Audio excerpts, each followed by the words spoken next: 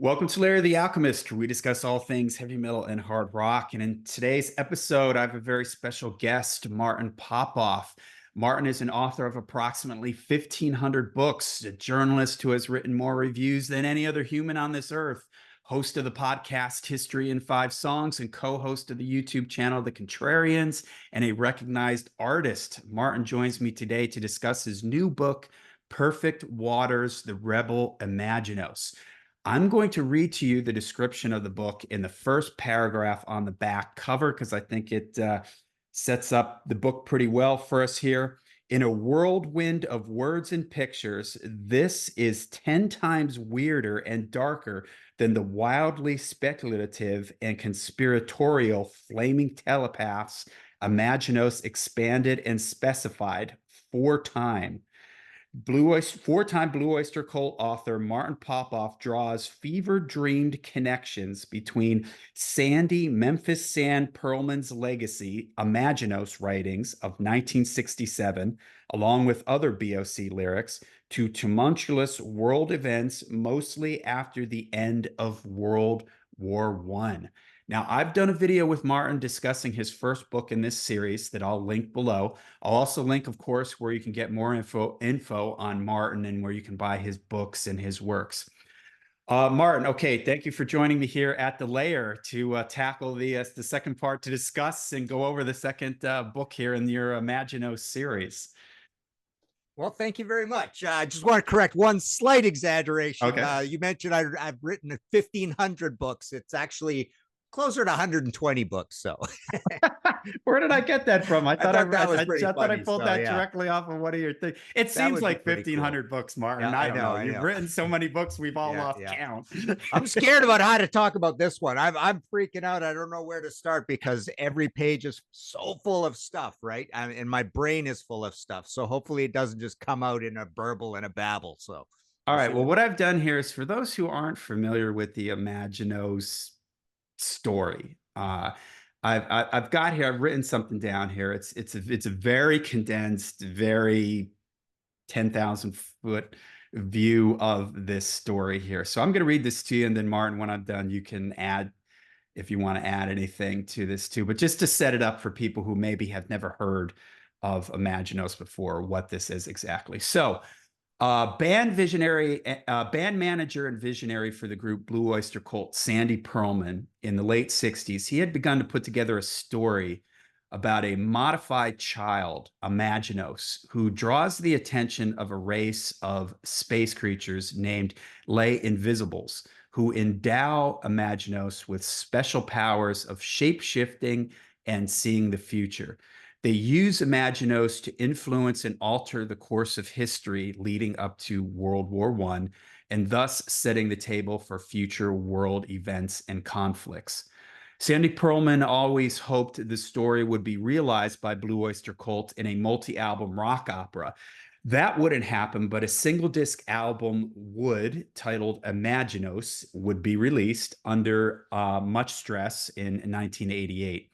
Sandy would also make his notes and lyrics on the Imaginos topic available to any of the band members to use for lyrics or for inspiration. Thus, fragments of the Imaginos story appear throughout BOC's history, especially their earlier albums.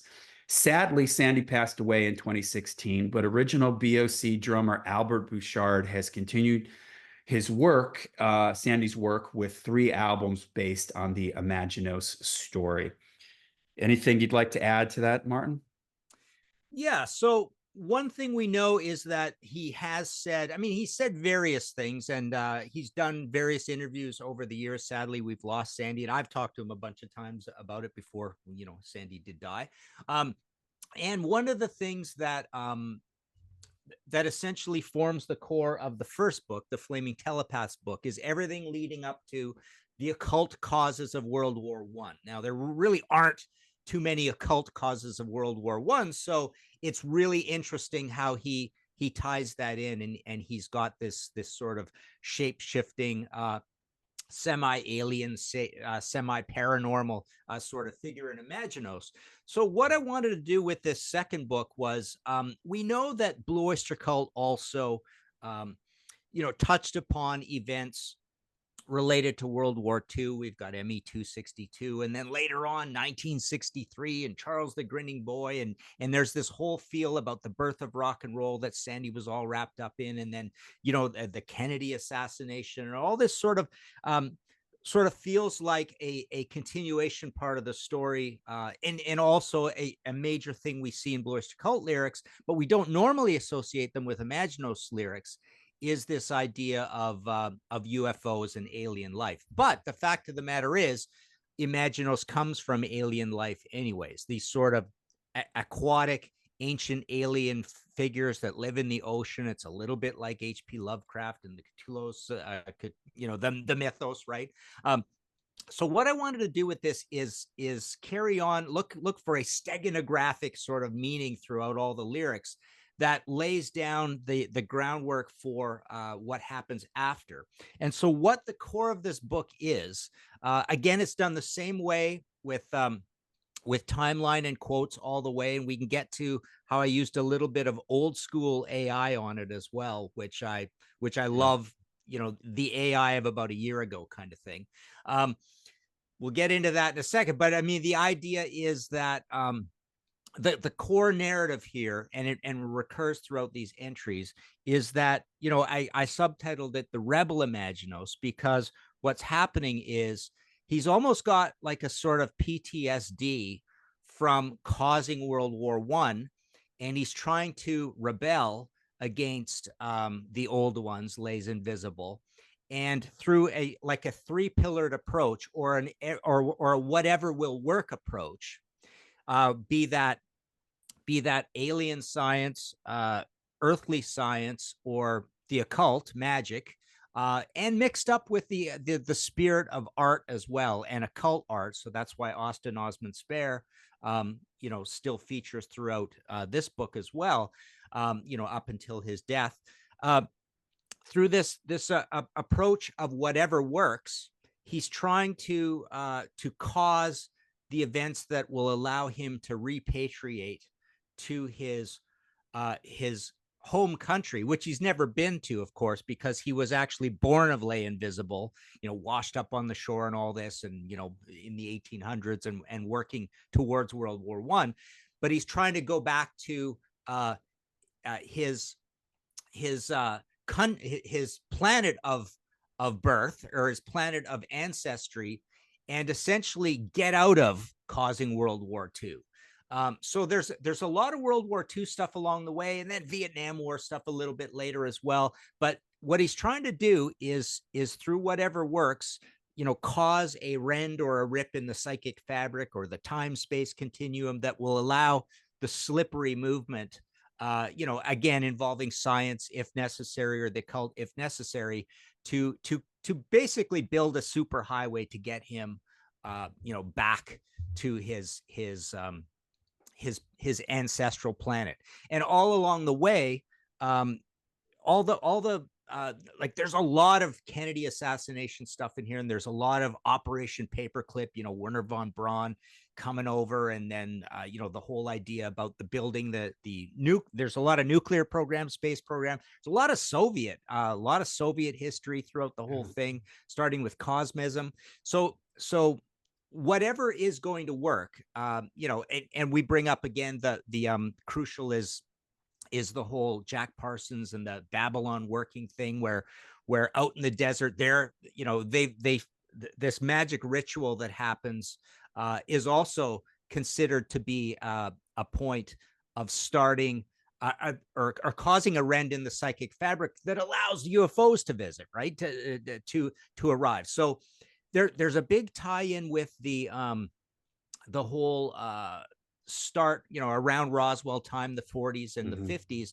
the start of the whole UFO alien invasion thing. So, once all of that starts happening, you start thinking that something along the way has caused this rend in the psychic fabric. So he's yeah. So what I was getting at is Lay's invisibles along the way. Anything to do with suppression, suppression of nuclear secrets or military secrets, or suppression along the way. There, like I say, there's a whole Kennedy assassination thing here. Suppression of facts around that as well. Anything that's suppression is them trying to thwart Imaginos from shirking his responsibilities and returning to his ancestral planet. So there's this constant war going on. There's a war in his mind between, you know, the immorality of causing World War II, again, the way the occult causes the World War I happen. So he's having that fight in his mind. He's having his fight with science, and he's having his fight with his, you know, sea dwelling big fish monsters who are trying to keep him on track and to cause all this. So I'll stop there. That's kind of the narrative, I suppose. Okay, so what you're doing is you're taking this story and you're going through in the book, taking real world events. Like for those who haven't seen any of the books here, you can see Martin sort of goes year by year with specific dates and specific events. So it's kind of like fiction mixed in with world history in a lot of ways, right? Because the historical events you're talking about are real and you're tying these into this Imaginos story. So for somebody who's just coming into this, tell us about, should they read do they need to read the first book, Flaming Telepaths, or can they just jump in here? Where does Flaming Telepaths end and where does Perfect Waters start? Do you recommend starting with Flaming Telepaths, or does it not really matter? Yeah, I think starting with Flaming Telepaths is pretty important because it's closer to the the layers of the onion of what Sandy was after. So I think, and you get more history, and essentially I had a short appendix in there that is the brief summary of some of the things I wanted to cover post World War I. But yeah, chronologically you get that. Now the other thing that happens though, which is kind of interesting, is that there's a lot of ancient stuff, loads and loads of pre 1914 stuff in this book as well. But the reason that that is there is it usually relates to storylines and pulled threads that are part of the core story of this World War I UFO, young, fast, and scientific. Sandy Pearlman loved his 1950s gadgetry and science stuff. So there's a lot of UFO kind of stuff in here, and disruptive science like CERN and HARP, and that kind of stuff. A lot of nuclear things as well. But yeah, so the funny thing about this, you could call this speculative nonfiction in a way.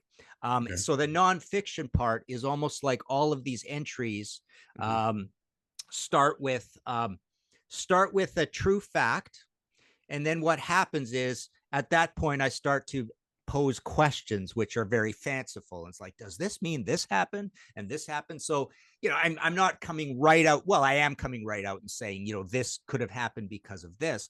But there's a big difference between saying something like Tartarian theory, for example. There was a big mud flood and a great reset, and this whole Tartarian theory is kind of a funny one, where they're saying all these Gothic buildings, they couldn't have built those. It goes with the whole Chicago World's Fair and Buffalo World's Fair thing too. But these buildings pre-existed and they've been there forever and all this. So there's one thing. There's a difference between saying this happened, those buildings, when Western man arrived in North America, all these massive old buildings you see in downtown Philadelphia were already there. There's one thing saying that, and there's another thing saying, was there some sort of technology used that we didn't know? You know what I mean? Like explaining a true event is a lot different than saying a true event did or didn't happen when there's a lot of proof that it did happen. Now, the other thing I wanted to mention, and I marked just a couple of things here to illustrate some points. So the neat thing I like doing with this timeline thing is, as I build it through the timeline, you get to see the confluence of events. So you start to see synchronicities, like a Carl Jung synchronicity idea, and so that leans to the idea of I like the idea of the egregore, the idea that um, by saying these things and writing these things, you might be able to cause them to be real, cause them to be Mm. happening. So that's always kind of a neat thing where you go, uh, it's a little bit like creating a work of art, right? When you create a work of art, you're kind of playing God and you're creating something that didn't exist previously, and there it is physically, right? So you could say that by writing some crazy speculative nonfiction, you are on some level causing it to be real. And this whole egregore thing goes into like, if enough people read it and believe it, it becomes part of mass Yeah. consciousness, and it even becomes more real, and it might sort of materialize. But just to read one entry sort of showing how um, when you build the timeline, neat things come out of it that otherwise humanity would never have known, sort of thing. So one short entry here is August 5th, 1957. So it just reads, American Bandstand debuts, and Vladimir Peregudov designs Soviet Russia's first nuclear-powered submarine. So this is all 1957, right? Constructed in Molotov, the vessel is named K3. Later, on September 8th, 1967, so 10 years later, fire breaks out on board the submarine. 39 crew members die. Sandy writes the Imaginos saga in 1967, paranormally fanned by the flames and possessed by the ghosts of the crew. So it's almost like, I'm drawing a parallel between Sandy writing this story and this nuclear submarine, um, uh, burning up and 39 crew members dying, right? The vessel will be decommissioned in 1988, the year the Imaginos record is issued, the album effectively replacing the submarine. It becomes part of the Naval Glory Museum in Kronstadt on August 2nd, 2023, 4 days after Albert Bouchard issues Imaginos 3 Mutant Formation. So that one entry ties together A in a bunch of things. nutty Yeah. way about 5 different events, all on anniversaries. Got 57, 10 years later in 67, 2 things happen. And then in 1988, something else happens, and then literally a few days apart, up in 2020, what did I say, 2023, I think, um this nuclear sub in Soviet Union comes out the same time as Albert's third Imaginos thing. So there's a bunch of stuff like that goes on in it as well. Yeah, and I like the way you sort of have there's certain topics that sort of pop up through history. For Yeah. example, Atlantis. That's like a big thing here. Lay Invisibles. Is this where they're living below the ocean? Are there tunnels below the ocean? You tie this in with the manor house on the cover of the Yeah. Imaginos album. And I should have marked this entry down. Well, you even go all the way back to like Greek philosophers and references to Atlantis back then. And then towards the end of the book, there was one entry where it was something about a submarine where cell phones and electronic devices were not operating when they were in a certain area, implying that there's something below them and stuff like that. And Yeah. I just love the fact that there's like certain touch points like Atlantis that keep sort of popping up, and people keep the Greek philosophers reference it, and then the Soviets and their submarines, or there's funny activity out in the ocean and stuff, and there's just these little things that keep hinting at the possibility of this going on and connecting all these things together.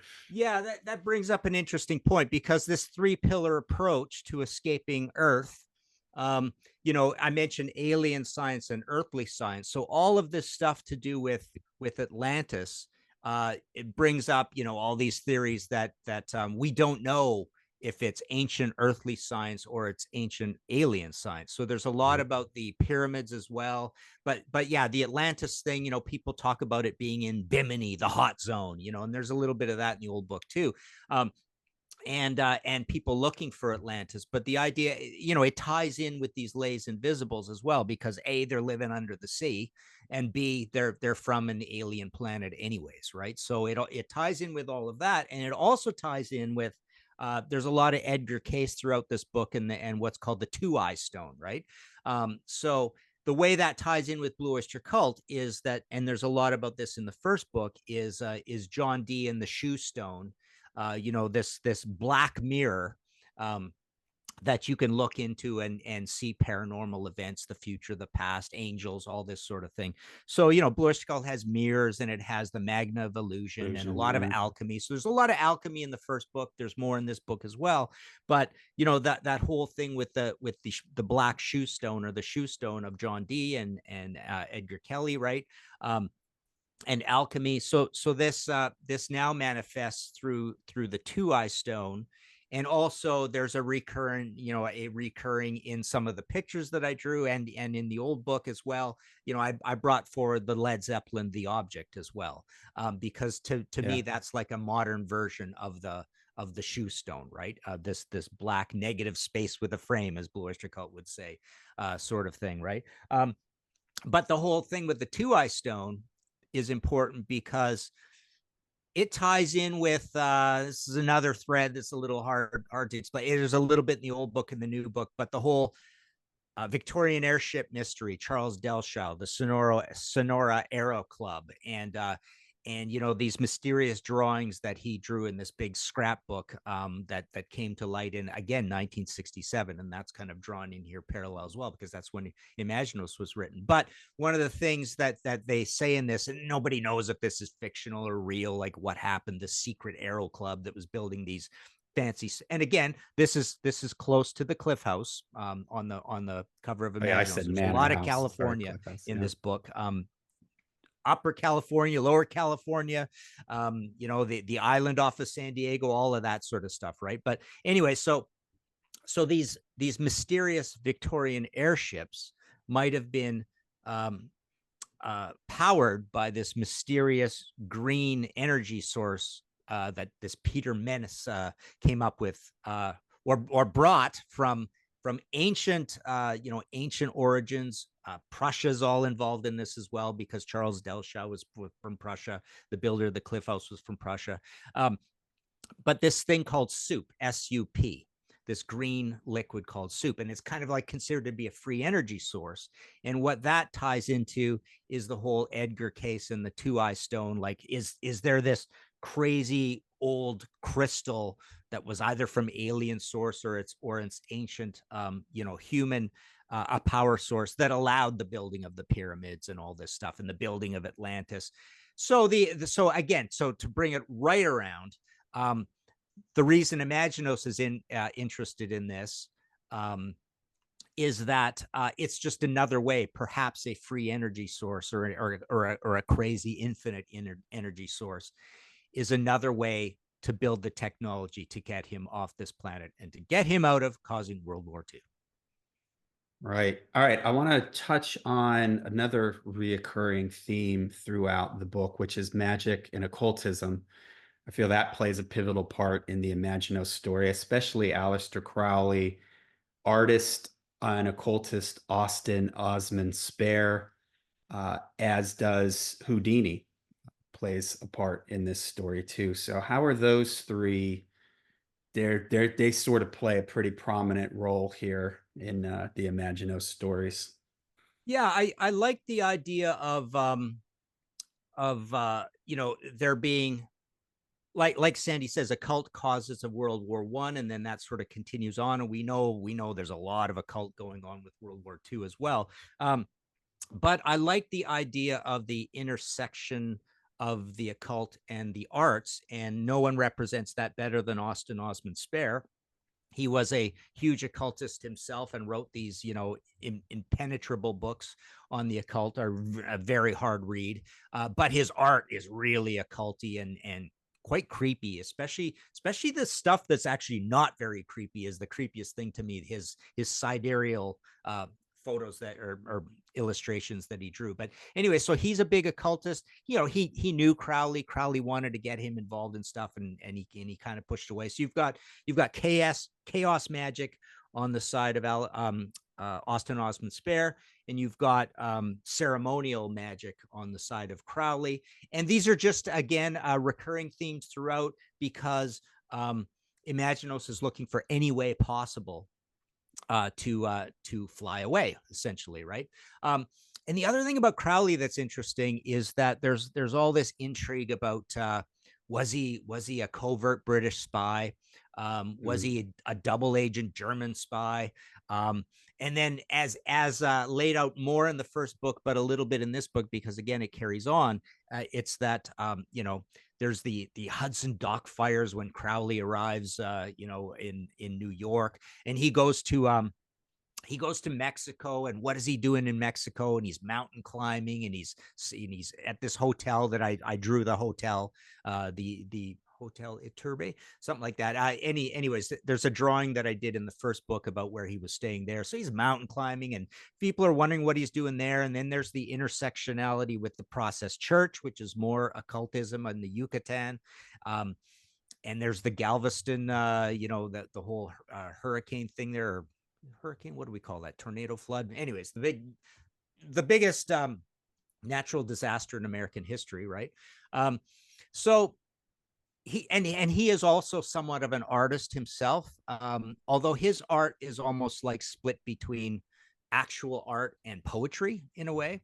When it comes to and I mean, even his ceremonial magic is almost like a performance art in a way. But so all of that lines up as well. And Houdini, so that's an interesting one. That there's a lot in here about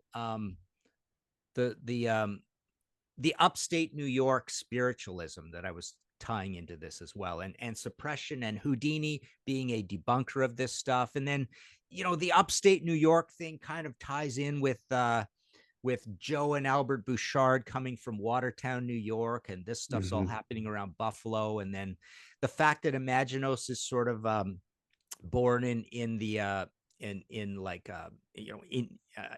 inland from Boston sort of thing. There's a lot of Right. Vermont and New Hampshire involved in this. There's a lot of Rhode Island, Providence, and then that ties into Lovecraft again. So Lovecraft is another one that lines Yeah. up perfectly with these guys, because here's an artist who claimed to be essentially science based, although everything he writes about is very paranormal. And then so later people like Kenneth Grant, and he figures in these books as well, there's the idea that again, back to the egregore idea, where there's a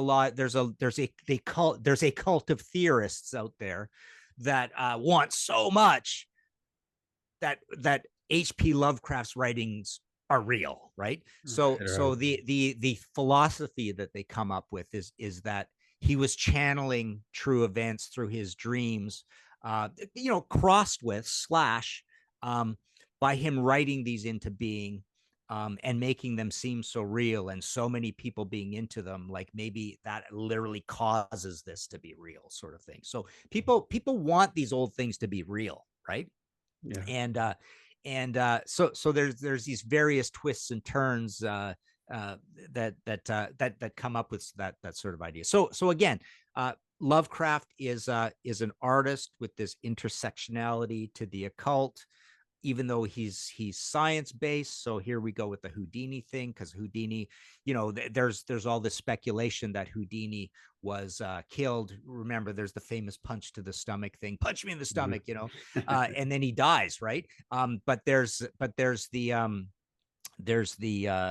famous seer at the time said he's not going to see November or whatever, right? Yeah. And then he dies in October or whatever. So yeah, so there's a tie in between Lovecraft and Houdini in that they're both materialists, atheists, scientists, and Houdini made the clear distinction that what I'm doing is magic with the C, but yet someone like Crowley and Spare is magic with the CK and all that kind of thing, right?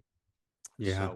So yeah, that's, and there's other artists along the way, and there's other intersectionality, just based on the idea that Imaginos is looking for every way possible, and the arts itself can be a conduit or a rend in the psychic fabric, or even a path to magic, as proven by these other characters that are throughout. Right. Yeah, I did. I'm glad you brought up Lovecraft because I wanted to bring that up, that if people out there are fans of Lovecraft and the Cthulhu mythos, you can see parallels through all this because Sandy was influenced by this. Also, when we mentioned the occult stuff, Sandy was a frequenter of there was a famous occult shop in New York, right? Do you remember the name of that shop that apparently Sandy would Yeah. visit? Oh, what was it called? It might just be the occult shop or warlock shop, something like that. Yeah, right, something like that. And Yeah. yeah, so you get a lot of New England and like Lovecraft and uh also if what I really liked about I mean, there's a lot of things I like about your books and the stories. What I found really fun was is that I would be reading these entries and I've heard you mention this thing, you kind of mentioning it in like Facebook discussions on the group, that it opens up rabbit holes for you. And so I would read something, and for instance, I had never heard of Austin Osman Spare. And now I've been watching YouTube videos on him and learning all this stuff. Or I'll read about some event, like I mentioned, the submarines over the water and electronic things not working. What was the other one that I was going down a rabbit hole on? Was there was, I believe, a Russian scientist that had found a way to freeze your brain so that it could be brought back at a future point. That just blew my mind. I was so fascinated by this concept that it sent me off on this researching this and reading on this and everything. So that's what's really fun about this book, that even if you're a casual BOC fan, even if you're not a BOC fan, I really think that you'll like this book and the previous Flaming Telepaths book, because it's just kind of fun. It gets your mind turning, it gets your wheels turning, it gets you thinking about certain events and even things that you never heard of before. It caused me to go off and start, wow, that's really strange. I never put those things together. And then Yeah. I'm looking around on the internet, connecting dots, reading about these particular characters. There's all kinds of historical. I don't.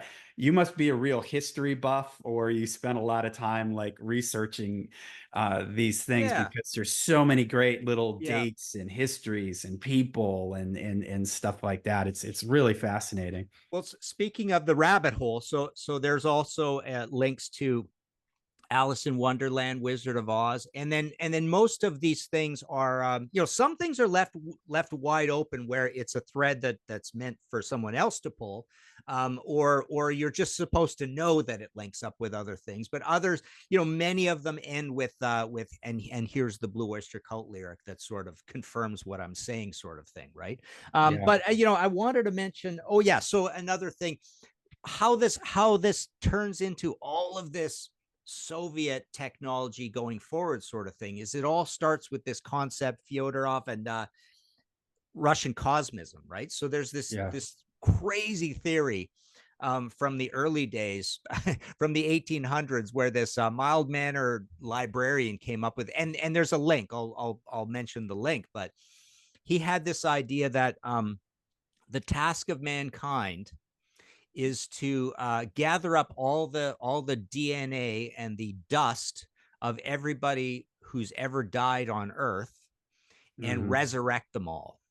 Um, so his point is, and to do this, you actually have to send spaceships out into space to scoop up all the space dust in the entire galaxy, bring it back to Earth, and reconstitute everybody that has ever lived. And there's a tie-in with the rebirth of Christ, but he's basically saying, no, we have to have this is kind of a theme throughout the book, this looking into the Russian soul, and the idea of the Russian task of life on Earth is what is to be done, right?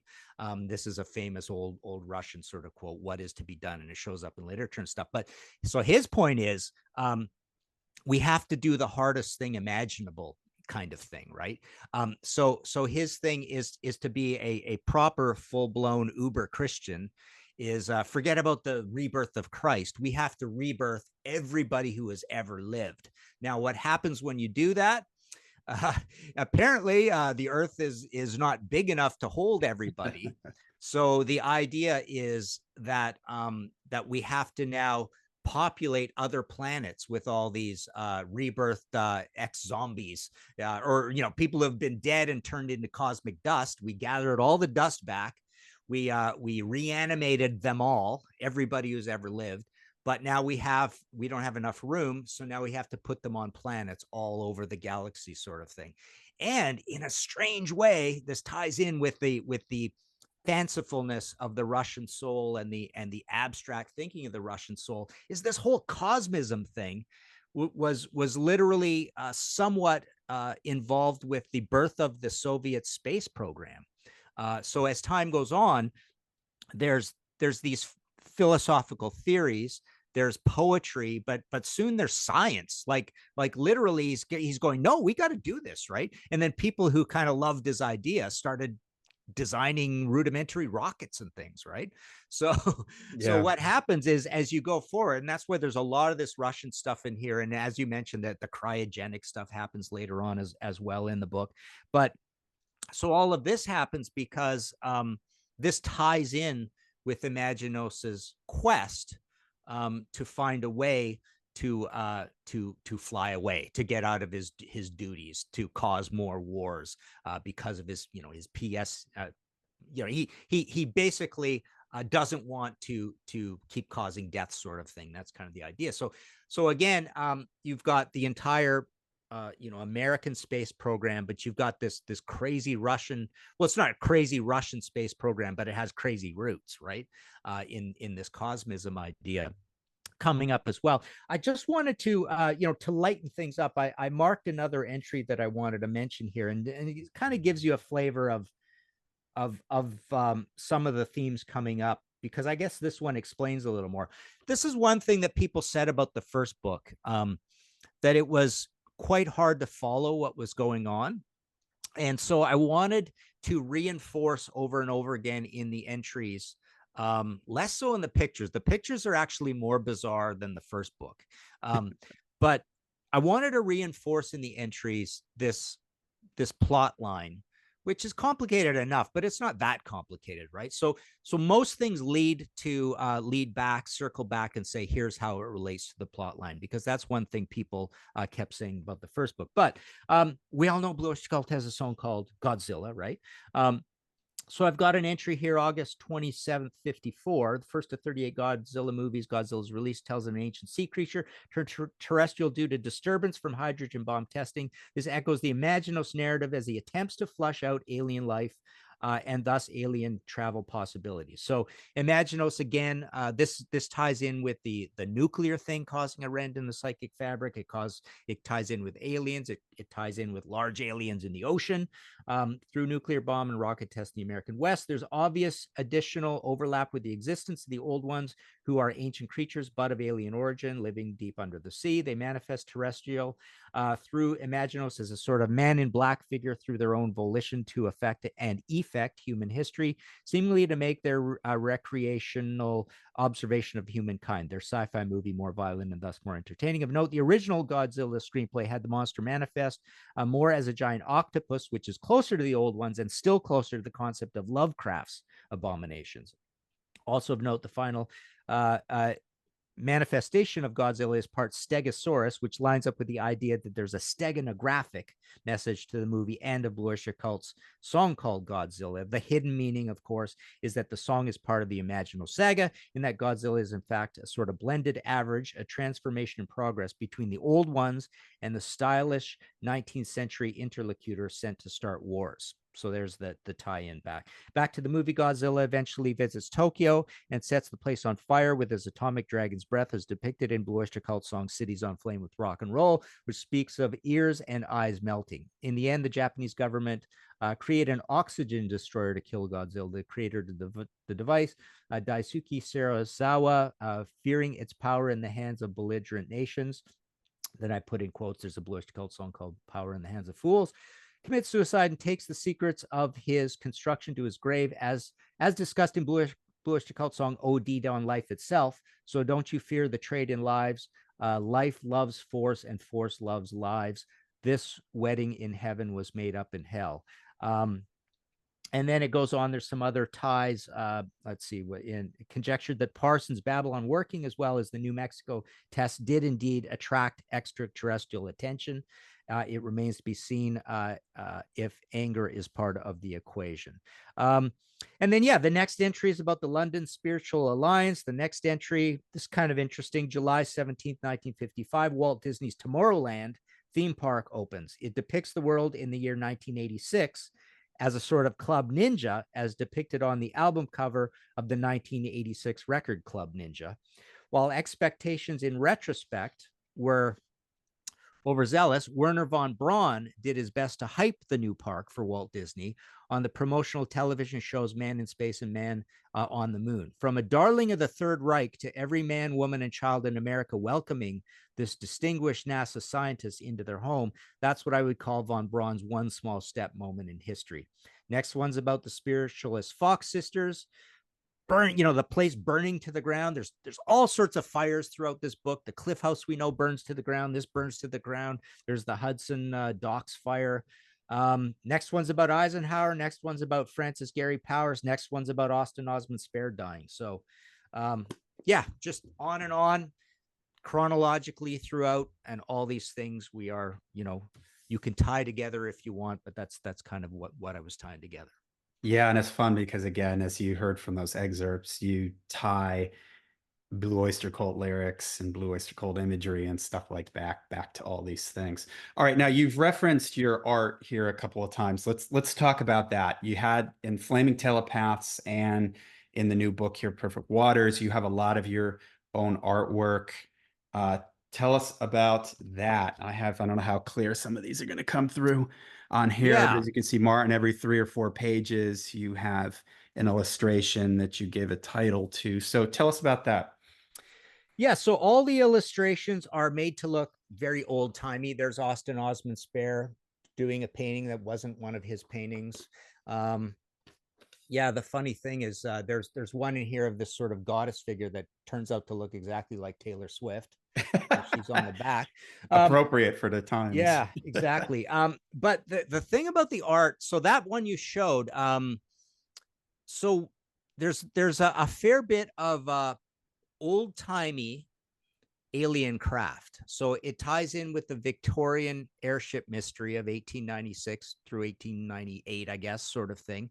But also what I did is, again, getting back to this AI thing, I used some AI to say, well, it would be interesting to see Imaginos speaking, or Sandy speaking from beyond the grave, or Austin Osman Spare speaking from beyond the grave. So occasionally there's these little quotes from AIS, AII, which is AI Imaginos. And so I would test a whole lot of things, and I'd ask a lot of questions and prompts. And if anything interesting came up, I would use it. And sometimes I'd adapt a little bit, but I did a little bit of this with the pictures as well.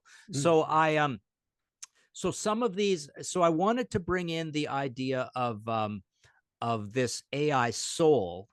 Remember that whole Loab controversy with AI from about 1.5 years ago, 2 years ago. So early AI had a personality, and it was a creepy personality. It was freaking people out, right? So I wanted to bring in the idea of AI as egregore, which is going away now. It was a moment in time when it seemed to have this creepy personality, and it still has an aesthetic to it, but I wanted to include the idea of there might be some personal intelligence behind this artificial intelligence speaking. So it was really cool when I do these prompts, and Imaginos would suddenly mention a friend of his, Dr. Space. Like, what the heck is this about, right? And then what did Imaginos look like? And there's this thing about he wore a red robe and all this. It's like, wow, this is pretty weird. And so with the drawings, I would occasionally try to generate a little bit of and this is only in a few of the drawings, but generate a little bit of a combination of this creepy AI actual personality crossed with what I would think and what I know at a Victorian airship, for example, looks like. And that picture you showed is kind of that. So it's a little bit of and then I drew it, right? So I got this image, and then I drew it from the image. but there's even weirder things. Like there's this one picture in there, and I was debating whether to include it or not, but um, there's this fascinating storyline. There's these Le Plongeon um, uh, sort of explorers, and it's a husband and wife team from, I think it's the 1920s, and they're uncovering all this crazy ancient civilization stuff in Yucatan and stuff. And there's a parallel to John and Yoko visiting Egypt. Yeah. It's a trip that a lot of people don't know a lot about, right? And you know, apparently they trespass and Yoko takes some stuff away and it's cursed and all this. So the whole Egypt thing, and then alien technology and free energy and the two-eye stone and all that. But what I did is I put a photo in there, or I mean, I drew a drawing in there that came from a bit of an AI image that fused the likeness of Yoko Ono and John Lennon together. And so there's this figure in there standing in front of, I think it might be in front of a pyramid or something. That is literally, I loved it because you've got this person who looks like a fused version. So again, it speaks to the romance of that couple and the romance of the Le Plongeon couple together. So it fuses them into one person, and they're standing next to this guy that I don't know why he's there or who he is, which is really cool. And to me, that almost like represents this old school AI personality from a year and a half ago, kind of thing. And they're just standing there. You know, oddly enough, that image reminds me of, let me see if I can find it here. That Yeah, I was image flipping through myself to see reminds me a little bit of Aubrey Poe from Hypnosis. It's weird. Yeah, I've got, yeah, Margaret Cameron's in here a few times.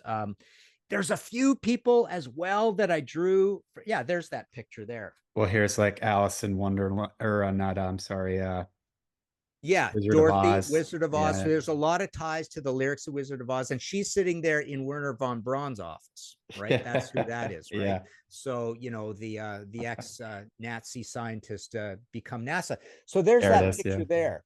So oh yeah, so they're not in front of a pyramid. They're in front of a Victorian type airship and a ruin of a you know, some sort of flat or block there. But that's basically John and Yoko combined next to a stranger. Like, I have no idea how or why he came up, but he came up, and they're just standing there, right? And then yeah, every picture is named with a Blue Oyster Cult lyric. And so yeah, I like that whole tie-in of just lightly sprinkling it with a little bit of AI, almost more to make the point that boy, AI started out really creepy, right?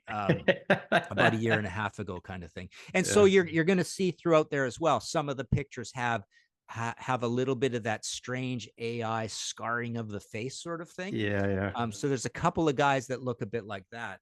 Another thing I want to mention, you know, Wizard of Oz, it just reminded me. So a while ago, I went and because there's a lot of references to the original black and white Wizard of Oz movie of 1910 in here. It's a 13-minute movie. It's really creepy, you know, as those old movies are, right? And so I went and actually synced up Cultosaurus erectus to Yeah. the I was going to ask original. you about this. Yeah. It was bizarre, and I really think there's a whole interesting art. And again, this speaks to the synchronicities of doing the timelines and then seeing things overlap at certain times that I read about in that entry. So it almost represents that. But the idea of you know, how this all came from Pink Floyd, Dark Side of the Moon, and Wizard of Oz. So I took Cultosaurus erectus and synced it up with the original, and it didn't line up that often, but when it did, boy, it was a mind blower. It was such cool art. And then I'm thinking, Yeah. watching this, going, this as soundtrack to this image is one of the coolest pieces of art I've ever seen. It's basically a video with sound now at this point, right? When before it was just barrel house piano throughout the whole thing. This is just the stupid silent movie stuff, right? So what I loved about that is, like, I'm listening to this part of Monsters. It was actually the you know, the fast part and the barroom scene that sounds like a Star Wars barroom, you know, with aliens and stuff, with the little jazz and stuff. And there's this crazy, it might have been the scarecrow dancing around really oddly. But I'm watching this and going, I'm the only one who has ever seen this piece of art, right? I'm the only one who has ever seen this much, much more enhanced version of the early Wizard of Oz. And I thought that's kind of an egregore in itself, right? You've created a work of art and it's just going to pass through time and no one else is ever going to see this unless I bring it up like I did now. And someone could go do it. Now you're going to send us all off to, yeah. Yeah, it was incredible. And it lined up a couple of times, but yeah, I just started with the beginning of the album. Yeah, because Monsters is on side 1, I think. So, Yeah. And it's only a 13-minute movie. And then I tried a couple other albums as well. But imagine going through and doing a bunch of this and creating like a YouTube channel or whatever, where you have some of these awesome synchronicities, because it's incredible, right? It's a really amazing work of art that you're the first one seeing it, sort of thing. So Well, I felt like that with a lot of the stuff in this book, whether it's the pictures or the timeline things. I mean, there's obviously, 3,000 different, crazy pins in the wall with a string between them that I'm doing throughout this book. I mean, it's just a nutty chaos magic sort of crazy trip through Blue Oyster Cult and the occult and UFOs and things. But yeah, I just thought that felt like the same sort of thing, and it's a pity I can't really do that in book form. But someone should start a YouTube channel like that. Yeah, that's fascinating. So your artwork is, we should mention, you sell prints and you sell the originals too, right? If people are interested. Yeah. So with the first book as well. So there's 39 Mhm. pictures in the first one, and there's 40 in the second one, and basically I got 8.5 by 11 prints made with the same sepia tone. It kind of looks like that with a little bit of the clouding around it and border. So it's different from the originals. Obviously, there's only one original. It's just a pencil drawing, right? But and that one's sold, by the way. The original's gone of that, and one or two of the other ones in here. But yeah. So in the back of the book, it explains, and I'm limiting them all to 72 copies for the Birth of Blue Oyster Cult in 72 first album, and I'm signing them all, so they're all numbered and signed. Yeah, you can get 8.5 by 11 prints of these, and the originals. I mean, I have mailed them off to the States and Canada and stuff, but I mean, they're only 11, 17. They're not that big. They're not that hard to do, but I almost feel like if someone wants an original, it's a pain to pack up, but I suppose I'll do it. But yeah, the prints are small enough that they fit in these nice mailers that I have. So yeah, selling those in both the books as well. Awesome. I really like too when you tie in imagery on the cover of the albums. For instance, the Secret Treaties album, that's just full of the aircraft, Yeah. symbolism that you can tie into things. The dogs on the front, the dogs on the back, the aircraft. And in some ways, your drawing reminds me a little bit of that Secret Treaties album cover. I don't know if it's the same, it's like a pencil, black and white type of thing. Good So point. I Yeah. find, and I really like too the on your feet or on your knees, the way you connected that the church, the car on the front, and yeah, the way you tie that church into the story. I found that really interesting. And a little interesting is, what's the name of that church again? Do you remember the name of? Oh, no, I don't. Well, what I saw an interview with Albert, somebody interviewing Albert and Joe inside that church, That'd be Kenny Kessel, a buddy of mine, and yeah, he and he loves this stuff. He's mentions got the books. Yeah.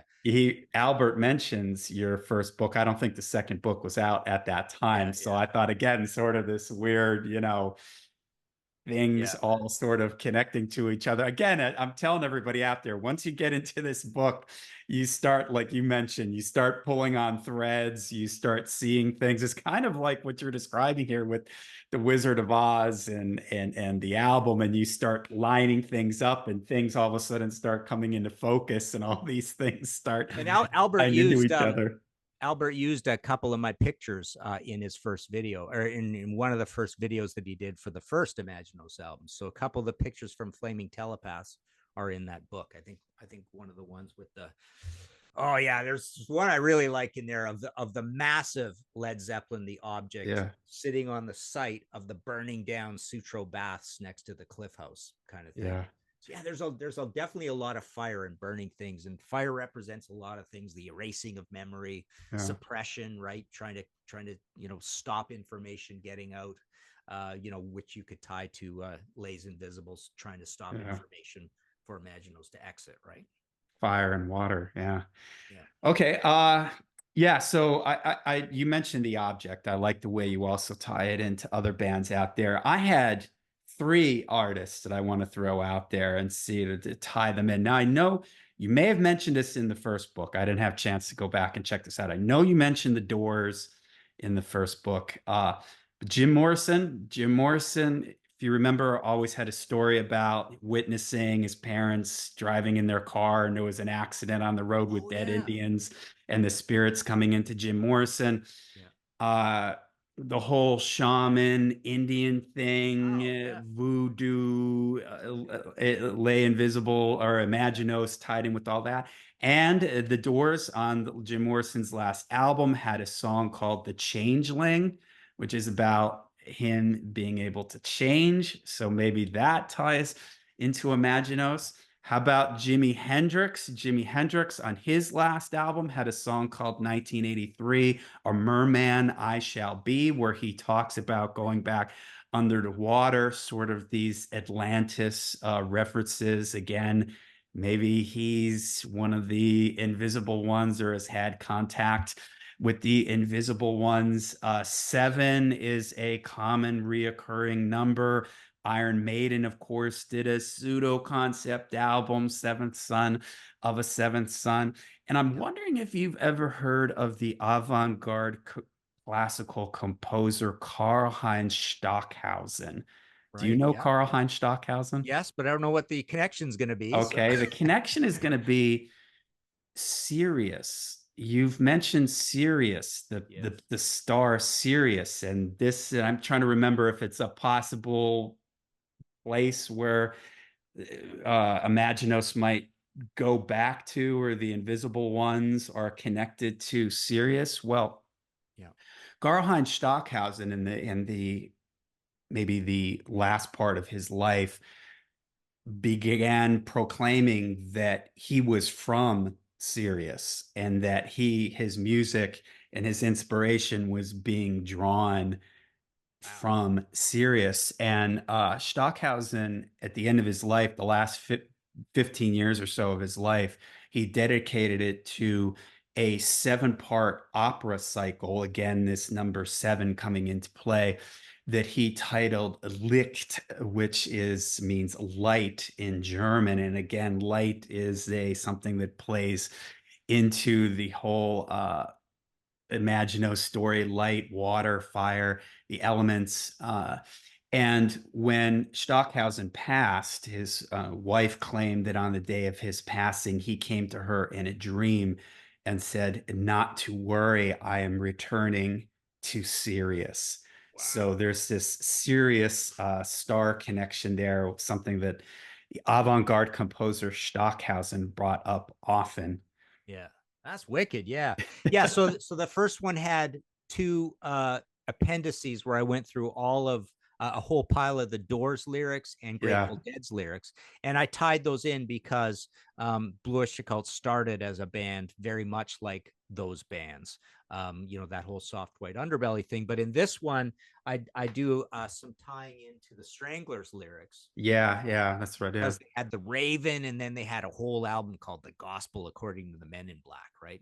With that awesome gatefold of two men in black at the Last Supper, right? Hanging over the guys, right?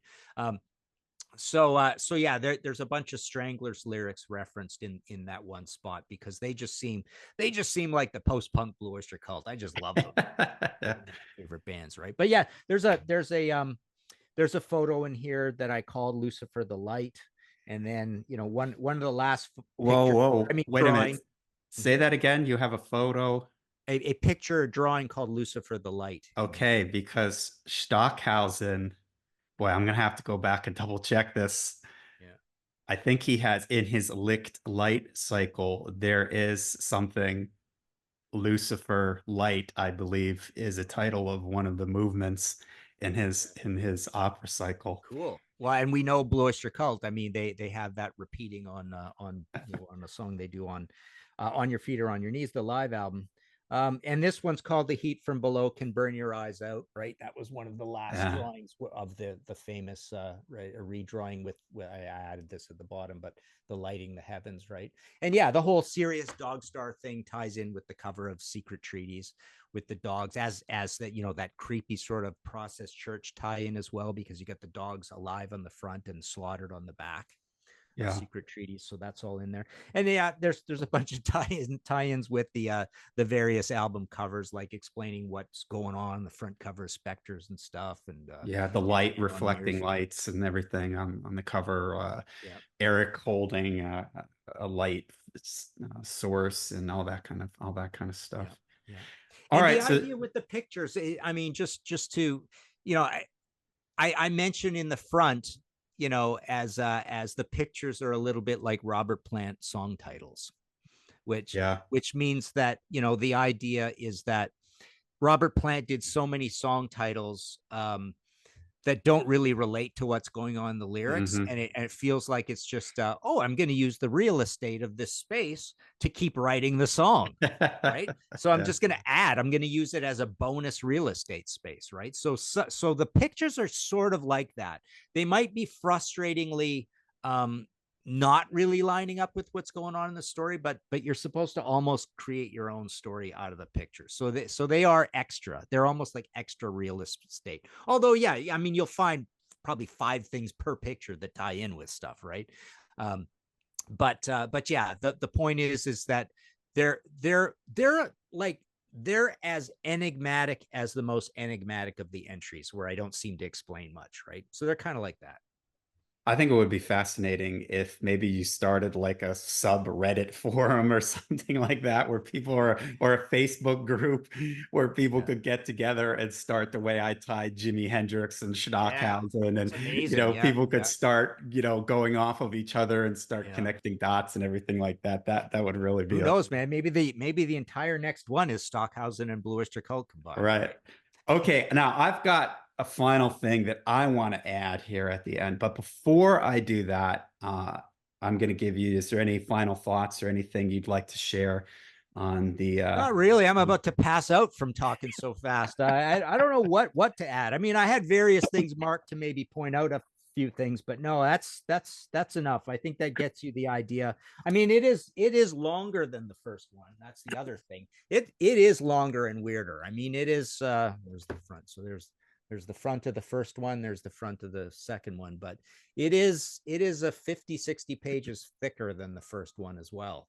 So yeah, there's a lot going on in here, but I think that gets the gist of what's happening throughout this thing. all right. Well, before you go, Martin, if you could open to page 236, and could you tell me the date of the last entry in your book, please? Just tell me the date. The date, uh, Page April 2021. 236. Say it again. April 2021. Okay, well, there is something strange about my book. I have an extra date entry in my book, and I'm going to read it to you. Okay. February 12th, 2024, author Martin Popoff joins a host only known as The Alchemist on a YouTube channel simply titled Lair of the Alchemist. Alchemy, of course, plays a large part in Imaginos' story, as alchemy aids in his control and manipulation over the events of history. So the location and host seem only fitting for Popoff's interview. While visiting the lair, Martin discusses his second book on the subject of Imaginos, titled Perfect Water, the Rebel Imaginos. Amongst various topics, Popoff describes his use of AI to simulate conversations in quotes from Imaginos. But what Popoff doesn't realize is that Imaginos had already implanted his mental synapses into the artificial intelligence, or AI, apparatus long before his work on his new book. Thus, unaware to Popoff, Imaginos has been controlling and manipulating the direction of his book from the start. Coincidentally or not, A mere days before the YouTube interview, Blue Oyster Cult announced the release of their final album, Ghost Stories, an album of previously worked on material that they would complete with the assistance of, you guessed it, AI. Maybe the story of Imaginos has only just begun. That Great. entry is only in my book, everybody out Nice. there. You don't get that entry in anybody else's Very book. cool. Very cool. Yeah, exactly. Yeah, that's nuts. Yeah. Yeah. And I So noticed maybe in the the lair story you've has got a only just begun. yeah, you've got a black raven in the lair as well. So That's the right. raven Exactly. features Exactly. So prominently. maybe Yeah, there's going to be yeah, more parts to this story. Who yeah. knows? You viewers out there, you'll have to wait and see. So make sure you check out Martin's new book if you have part one. If you haven't gotten part one, get both of these because it's an awesome, fun read. So Martin, thank you for joining me here at the Lair. Make sure you check out the links below for more information on Martin and his work. So thanks again, Martin, All and right. we'll Thank see you. everybody next time out there. All right.